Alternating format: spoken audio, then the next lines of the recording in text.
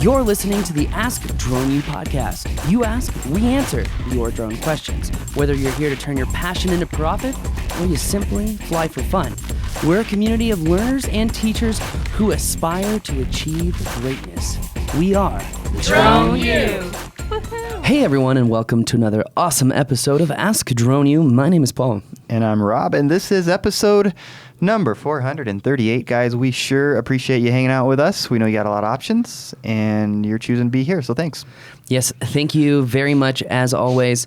And today we're going to be talking a little bit about workflow and making that easier. But one thing that I've learned recently is that you can actually work in some other workflow. Like, Rob, I have been trying to sell my stock footage on VideoBlocks, and every night I'm uploading between really 5 and 10 clips per night to VideoBlocks itself. Because VideoBlocks is a place where whether you want to buy footage, some B-roll footage for your productions, or whether you want to upload and sell your own stock footage as an aerial videographer, well, you can do both of those things. Now, if you want to buy stock footage right now, if you go to videoblocks.com/drone, you can actually get $50 off of an annual subscription to VideoBlocks.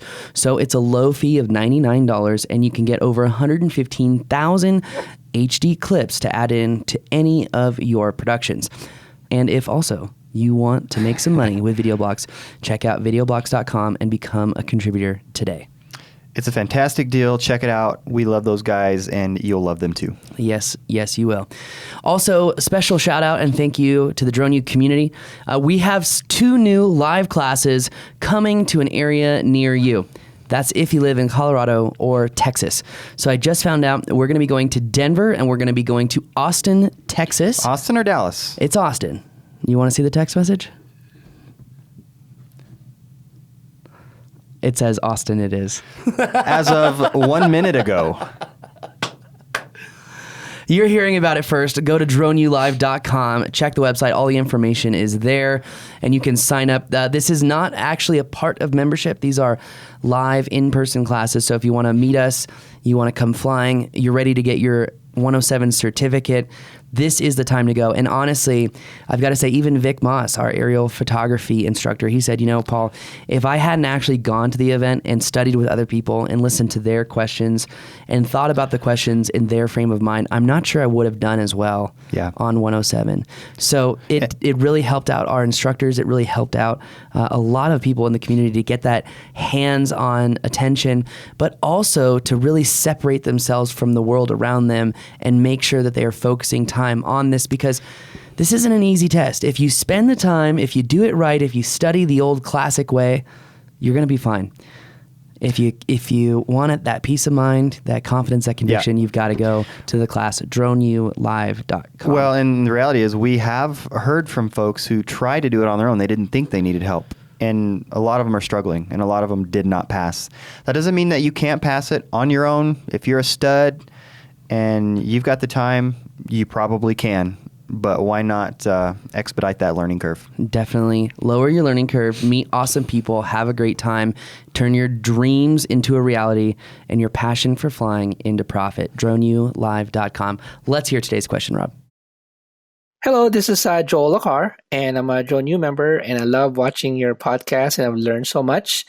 And I'm just want to know if you don't mind sharing some of your workflow strategies. So I'm a wedding photographer by profession, and over the years I have developed my own workflow system, such as how to offload your files, your folder structure, your naming convention, where do you offload your files, as you put them in your main drive, and you have a backup drive, and do you have a backup strategy, whether that be external drives or USB or a disk or an online strategy. So if you don't mind just sharing some of your workflow for every job you've done. So in video, it's a completely different philosophy, I believe, and strategy from a photography standpoint. So really appreciate, and thank you so much. So his question, what did you think? Well, I think it's a question that a lot of people are wondering, and I think that, I know we've had this question asked before, and I think people really want to know what your workflow is. And it's something that you've been working on for quite a while. Yeah. And trying to streamline, make more efficient, and I think you've had some success with that. I said pre-show. I know you guys can't hear what we talk about pre-show, but pre-show is saying, you would have asked me this a year ago, and I wouldn't have been very confident on the answer because I felt like I was still kind of discovering that as myself. Kind of floundering a little bit, probably. Oh, yeah. I mean, even to this day, like with the system I have now, I still look around and I'm like, gosh, I have so many hard drives. But when you get the money to build the proper infrastructure for your business, it's quite easy to build this workflow. So what I think I'm going to do is I'll explain the cheap way to do it, cool. And I'll explain the right expensive way to do it. That's a great idea. Because Vic wouldn't be like, why didn't you tell him about this? Why didn't you tell him about that? So yeah. I'm going to go cheap way, how I've been doing it, and the expensive way, how I plan to do it. Yeah, and by the way, there are multiple ways to do this. It's like anything. I mean, I'm sure people that are listening that have a good workflow, they're going to say, well, they didn't think of this or they didn't mention this. Well, that's because that's your way of doing it, and if it works for you, that is awesome. Yeah. But this is working for us. This is working for me. And so it's just one idea or a couple ideas. So as you know, and when you're on a job, you've got to dump cards all the time. So what I normally do is I've got a drive for that specific project, or if I'm doing a lot of small projects, I'll have a hard drive, say a 2 terabyte Seagate hard drive for each quarter of the year. So I know chronologically, where all of this stuff happens. So that's one way to keep an idea of chronological order of where stuff is. This is like the first part. So for example, I had a hard drive that said DUFA 2016, and that was my summer 2016. Cool. I've got a lot of projects on that. But anyway, going back to the project, if I'm on site, I'm dumping cards. I have already got a hard drive going, and the first folder is the name of the project. Okay. So Disney Cruise Line Castaway K, right? Cool. That's going to be my main folder. Then what I do is I break down the next folders based on which camera I used. So Z1, Sony A7, 6300, Osmo camera, whatever I'm using. Break And it that's down like because that. you're using multiple cameras for any given shoot, job, experience, whatever. Correct. And then, if I have multiple dumps, sometimes I'll break it down by which dump I did. So like, Osmo dump 1, 2, or 3. Okay. And I'm not talking about going to the bathroom. So Thank you for not talking about that. you're welcome. Anyway, back to it. When I've got all my footage onto the hard drive itself, what I will do is I will actually watch every clip, and I will mark a clip red, orange, or yellow. Indicating red is this is really good, has to go in the video. Orange, this is pretty good. If we don't have anything else, it's going in the video. Yellow is if we absolutely don't have anything else, we can use this. So is there anything that is never going to be in the video? Yes, there's oftentimes a majority. Right, but how do you indicate those? No Nothing, markings, no nothing. tags. Okay. Yeah, why work on things that don't work? No, Well, but if it ain't broke, don't fix it. The reason I asked that, because knowing myself and maybe some other folks, if I saw something that didn't have any, so you really have to trust your system is what I'm getting at, because if I've got red, orange, and yellow, and then I see some clips that have nothing, I might be thinking, did I just miss one? No, because you have to there's watch no- every single clip. All That's right. the whole point, is that you're watching every single clip after you do the dumps. So a couple things, you've got to be very, very disciplined, and then you got to trust your system and trust yourself to do the system right. Yes. All right. So now sometimes I use an editor and sometimes I edit things myself. So the continuation of this was based off of the fact that I was using an editor, but it's now the same system I used myself.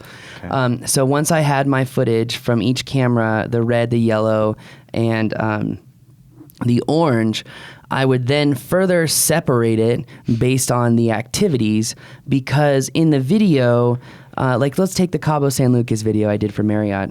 In that video, there are 11 different activities that go on.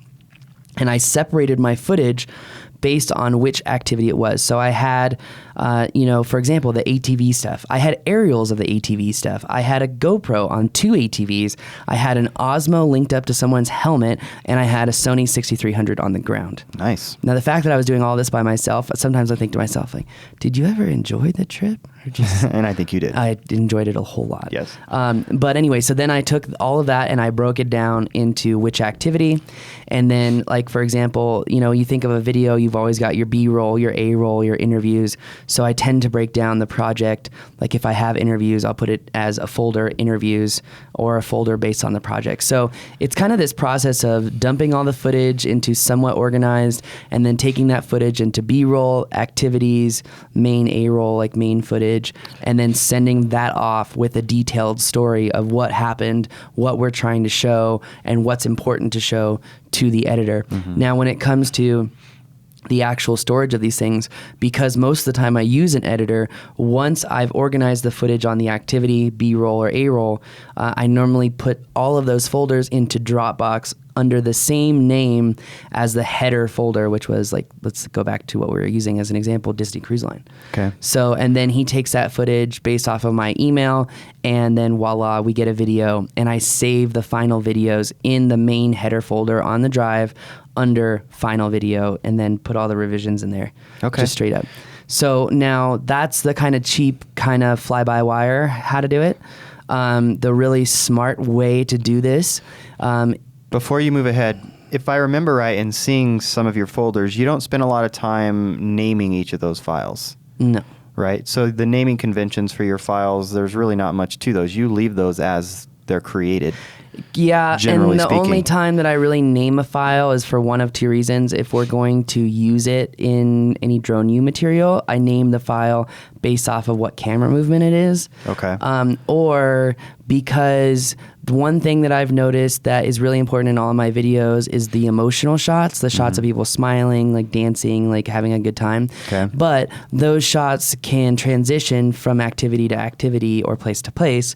So I'll tend to name those shots like Lacey smiles, Lacey looks over her shoulder with butt, like Lacey butt with smile. Like I literally like say like who the person is, and then if it's like what emotion it is, because Right. those are so important to go in the video because the audience has to have something to connect to. Yeah, for sure. So Cool. All right. Anyway, if you have a lot of money, this is the way you should do it.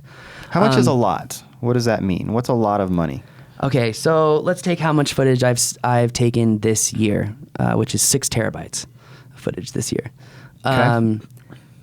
In order to have the proper RAID drive that's linked up to my computer, that's accessible in a split second so I can edit any of it locally without any lag time, I'm going to be buying a Drobo, probably a Drobo Mini. So 1,500, couple Drobo thousand? Mini is like $800. With but as many drives as you need? No, that's just the base. Okay. So the base is $800, and then I'm going to need 4. It's only got 4 slots in it to my memory, so I would need 4 2-terabyte solid state external storage devices. These are not external drives. These are normally the drives that plug into your laptop, like right here. So these are the hard disk. This is like literally like what goes in the computer. Right. And each one of those was, I think it was 119 for 1 terabyte. So 2 terabytes, say $200. So we're looking at $1,600 to $2,000 for just storage For the Drobo. for the Drobo. But Okay. here's why the Drobo is so important. It creates a RAID file of everything. So let's say you've got this killer aerial of Disney's Private Island, and this happened to me, and you move the file somewhere else, and for whatever reason it got corrupted or deleted, and you can't find it anymore. Oof, that hurts. It does hurt And it's unless expensive. you have a RAID drive, because a RAID drive it's like this, right? If we have this book, The Far Aim, the RAID drive says, okay, I see that we have the Far Aim, and I'm going to create another Far Aim. It's like a literal identical backup of your data. Yeah. So it's a backup of a backup, which is one of the points that Joel had made in the question. So RAID drive is the way to go, Drobo Mini. And essentially you just create the same file system in there. You can upload even faster from Drobo Mini to Dropbox because it's SSD. You've got to make sure that the way that you connect the Drobo to your computer is really important. If you use a Windows machine, and you use just USB 2.0, which is what you have on your computer, it's actually going to take longer to move that footage to Dropbox longer than if you had it on an external hard drive. Okay, Right. that's why it's so important to have something like USB 3 or Thunderbolt Okay. to go from the Drobo to your computer. USB 2.0 I think can move like, I want to say it's like a gig or 2 a minute, whereas USB 3 and Thunderbolt, it's on a order of magnitude larger. Okay. So Cool. Good to know. Really important. And then as far as that goes, the RAID creates my backup of a backup. The problem is that you only have access to it in that physical location, which is why with me, I'm still going the whole shotgun approach where I use a bunch of external drives and creating them for each quarter of the year and then putting the projects in there. But the thing is that most of my projects are still on Dropbox. So I have a backup of Dropbox, or Dropbox is my backup, and then once a year I go through and clear out Dropbox. So that's an interesting question. The whole Dropbox idea. I mean, I think when I use Dropbox, Well- just to clarify to people, because we outsource our editing. Well, we've got an editor Sure. here at DroneU, but there's also 2 other editors. So that's why most stuff goes on Dropbox. what I want to ask you about Dropbox, and I think we haven't had any significant issues with it. No. But do you think on some level there might be a false sense of security with Dropbox in terms of you wouldn't want that to be your only, like your last resort backup? No, you would not want it to be your last resort backup. And also, when it comes to security, let's say you've got 5 main folders in Dropbox, and you give someone access to one file that's in your main Dropbox folder, but there are 5 other folders in there. If you give them access to that one file inside of your master folder, where those other 5 folders are, you've just given them access to everything that's in your Everything. Dropbox. Yeah, you got to be really careful with that. So that's why For it's sure. got to be folder specific. You know, it's not in your main folder. It's in a folder that's in a folder, and you give them access to that folder. Yeah, and you're going to want, and I don't know where this is in your workflow, as that is the context of this conversation, but you're going to want off-site backups of your most important data. Yeah. As only you can define. Maybe that's the final videos that you've come up with. I don't know what that is. That's going to be different for everybody, I suppose. But so if you've got the Drobo, the more expensive version of your workflow here, like you said, that's on site. Mm-hmm. But if there's a fire or something, or it can be stolen, that can't be, even though it's a backup of a backup, that can't be your final backup. Well, for me, it is. So you're taking some risk in that sense then. That's- as long as you Okay. understand that All right, risk. Hold on. Recently on a podcast, the James Altucher Show, they had a security expert on there talking about the illusion of safety, because safety is nothing more than a mental state in your brain, and that there is an illusion that you're safe. There's like no way you could ever quantify being in a terror attack or anything like that. Like there's an illusion of safe. So I'm saying that getting deep now. because there is an illusion of safety with your data. You can have a backup online, it could be hacked. You can have a backup in your house can burn down. Like there's always a what if. So I don't want to go too deep into that, because something can always happen. If you are going to be bulletproof, rock solid, you're never losing a damn piece of data ever. You're going to have something on your computer, something in your Drobo that's rated, and then something probably on Amazon's S3 server. So that's the bulletproof of the bulletproof. And Which honestly, isn't a bad way to go. No, it's not. But it's a complete waste of time. You say that until you've lost your data. Anyways, Well, I I have lost my data once. I have lost my data once. And so I think the point is to give the listeners options and to understand. So yes, is it overboard? Maybe it is. For somebody, they'd say, no, I don't think that's overboard at all. I think that would be important to me to do that, and it's worth them taking the time. Yeah. So you all are going to have to make the decision for yourself as to how far you want to go with that. And certainly you can understand it in the context of what Paul just said of maybe The illusion of safety. Maybe it's an illusion of safety, but I don't know that I necessarily Well, believe that. If you've it's- got that kind of redundancy, then you are safer than if you don't. Yeah, technically. Anyway, let's talk about all cloud stuff. If we were just to use cloud servers for storing our data, number one, it's going to take an astronomical amount of time to download or upload all of that footage. So it's not normally feasible for most people. Sure, yeah. But if it is feasible for you, there are some options for you. You can go Amazon's S3 server, which is my personal favorite, the most secure. There's Dropbox. It's going to be really expensive. Then there's Google, what is it called? Google Drive. which is actually a good resource. In fact, I need to send you. Even Microsoft has their own drive now that you can use. I would never use anything Microsoft. Carrying on, it is an option. Sorry. It's just fundamentally unsecure. This is That's why I own said Apple that. stock, because they're so passionate. These Apple people. No, it's called fundamental security. Whatever it is, I own Apple stock. Anyway, I'm glad you own Apple stock. What was I going to say? By the way, you should be careful with that Apple stock because now they're being taxed by everyone who said they wouldn't tax them. Okay, anyway, I'll be careful. Thank you. Cloud services. We talked Dropbox, S3, Drive. Now there's one last option that you can use. And depending on the type of website you have, it could be very secure or very unsecure. Do you know what I'm talking about, Rob? Nope. FTP servers. Okay. You can actually store data inside of your website. But if you have a WordPress website, don't do that. Don't do that. So give an example of a type of site that somebody could do. I mean, a custom site, is that Custom site, Squarespace, great option. Really? Squarespace would be good. Dude, I moved my site to Squarespace and it's so easy. It's so easy. It's stupid.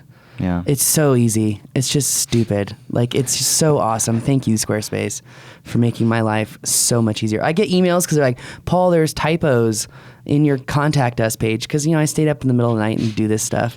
And I got an email from Squarespace. Hey, bud, we care about you. You get a lot of traffic. You got a couple typos over here. It's cool. From Squarespace. That's pretty neat. That's really cool. That is really cool. It's called service. That's why people love Apple, because we get served, unlike Microsoft. Yes. Which just does the serving to themselves. Yep. Anyway, all right, he's not even in this conversation. I love going to the Genius Bar. It's always so busy. Those guys are not geniuses, by the way. Anyway, I just wonder why the Genius Bar is always so busy. But anyways. because people are so dumb. Oh, is that what it is? I think so. Okay. And just like any new thing, you need to be taught how to use it. Yeah. And if you're too lazy to open up the damn internet and figure it out, that's why the Genius Bar is so busy. That's true. That could be. So, all right, boy, we are rambling. I'm sorry, folks. Workflow, Drobo, that's the expensive version. Is there anything that you need to add to that version of the workflow? No, for me, I'm uploading footage, I review footage, then I organize it based on whether I'm going to use it or not, and then it goes out to the editor, and then I send something to the editor, which is normally a detailed, this is what we did, this is what we want to show, here are some great shots you may want to use. Boof, send it off to the editor, have it come back, revisions, boom. Someone might say, well, you never talked about music. I don't start editing myself unless I have a soundtrack I like. Okay, so you kind of, it's like, well, never mind. You just pick the music first and then you work around that. Yeah, because for me, it's easier to edit off of music than it is to create a timeline and then, yeah. Try to fit it in. So what I normally do, actually, to be 100% honest, is I'll put a couple clips down and then put my music down and then match my clips to the timeline. So, okay, cool. Because, if it's like, boo, boo, ch, boo, boo, ch, I want like shot, jump, shot, jump. Like, right. Your mind interprets data a certain way, and if it matches the music, you instantly think it's better. Well, and it's easier to make your footage match the music than to have the music match the footage in terms of how you're matching them up. Yes. Right? Mm-hmm. Okay. Yeah. What about a difference between, Joel mentioned this in his question, maybe very briefly, videography or video versus photos as it relates to your workflow? Well, photos, you use Bridge or something to organize your photos and put metadata on it and all that. We're not putting metadata on any of our videos until we have a final rendered video. Okay. But I would say the last part of my workflow, and I just started this recently because of video blogs, is I'm now systematically going through all of my footage and watching it again. This is why I don't delete footage. If you notice, I said, even though I don't use footage, I do not delete it because you never know, you could have another use for that. And I now systematically, part of my workflow is every night after dinner, I upload 10 clips that are between 10 and 20 seconds long that are 4K of some place that anyone could use. Yeah, I know. And what's really cool, and you mentioned this, and again, VideoBlocks is a sponsor of ours, that you're already making money from the footage that you've uploaded to VideoBlocks. They got mad at me because I hadn't put my account information in there. Because they needed to pay you. What a horrible problem to have. We need to pay you, Paul. That's Paul, cool. I love your aerial footage. Will you add it to our website? Pay. Yeah, sure. Well, like, what else can I do for you? It's awesome. If it doesn't make me money, I don't care. So I'm kidding. Totally kidding. Anyway, guys, I hope that answers the workflow question. Workflow can be so intense. We didn't even talk about going out there and shooting, how we prep, how we travel. Like, we could talk for an hour. So if you have a more specific question about workflow, go to askadroneu.com, or any question for that matter, go to askdroneu.com. And if you found this show helpful, valuable, useful, whatever you want to call it, please leave us a review on iTunes, Stitcher, or wherever you listen to podcasts. Anyway, guys, that's going to do it for us today. My name is Paul. And I'm Rob. And this is Ask Drone U.